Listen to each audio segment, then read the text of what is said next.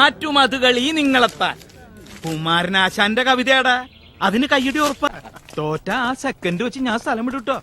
എന്നെ അന്വേഷിച്ച് സമയം കളയാണ്ട് നീ മുങ്ങിക്കോ. ഞാൻ പകലടിക്കില്ലട്ടാ. ഞാനടിക്കും. പ്രസംഗിക്കാനുള്ളതാ.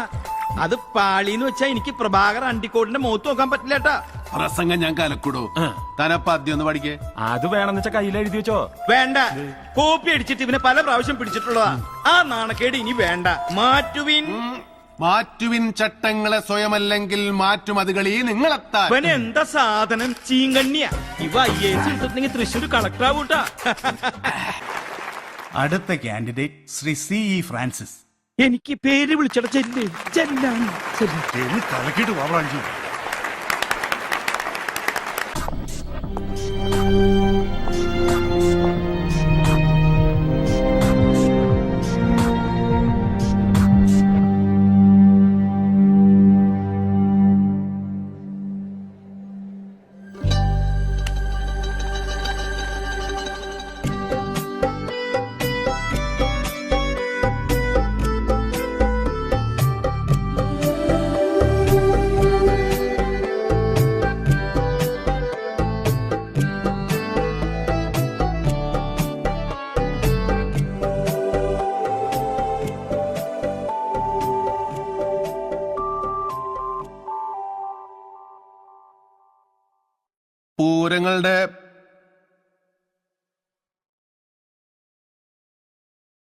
പൂരങ്ങളുടെ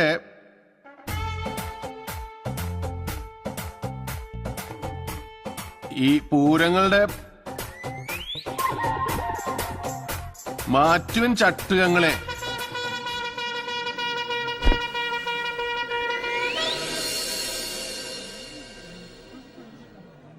ഇല്ലെങ്കിൽ അവര് നിങ്ങളെ മറിച്ചിടും.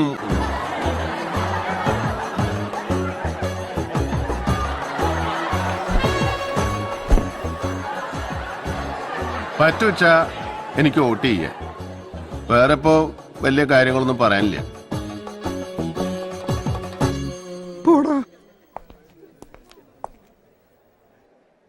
നന്ദി, നമസ്കാരം.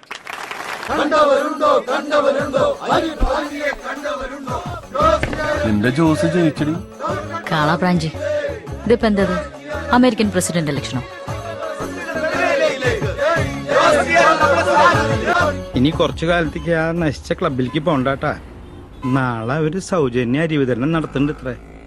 താൻ നാളെ ചെന്നിട്ട് അത് മേടിക്കടോ. ഓസിന് കിട്ടണല്ലേ. എന്നിട്ട് കൊണ്ടുപോയി പുഴുങ്ങി തിന്നെ.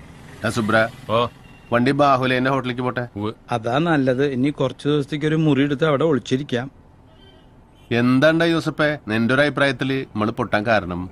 അതിപ്പോ ജോസ് ഡോക്ടറെ കുറിച്ചും അദ്ദേഹത്തിന്റെ ഭാര്യയെ കുറിച്ചും നല്ല അഭിപ്രായം ഉള്ളത് ഒരു ഇമേജ് എന്നൊക്കെ പറയില്ലേ. കൂടാതെ നമുക്ക് വേണ്ടി വോട്ട് പിടിക്കാൻ ഇറങ്ങിയവരെ കുറിച്ച് അത്ര നല്ല പേരല്ല ഉള്ളത്. രണ്ട് നെഗറ്റീവായിരുന്നേ. അത് നീ എന്നെ ഉദ്ദേശിച്ച് പറഞ്ഞൊന്നല്ലോ. ഞാൻ പറയണെങ്കില് നീ ഒന്നും പറയണ്ട. അവൻ പറയട്ടോ, നീ പറയടാ. പ്രാഞ്ചേട്ടന്റെ പ്രസംഗവും ആ വേഷവും അത് രണ്ടും കുഴപ്പമായി. പ്രാഞ്ചേട്ടൻ ഒരു മുണ്ടും ഷർട്ടൊക്കെ കൊടുത്തു വന്നിട്ട് നമ്മുടെ ലൈനിൽ ഒരു പെട പിടിച്ചെടുത്തെങ്കിൽ വോട്ട് ഇങ്ങോട്ട് പോന്നേനെ. അതില് കാര്യണ്ട് മെന്നെ. അങ്ങനത്തെ സിമ്പിൾ ആയിട്ടുള്ള പ്രാഞ്ചേട്ടനെ നാട്ടുകാർക്ക് ഇഷ്ടം.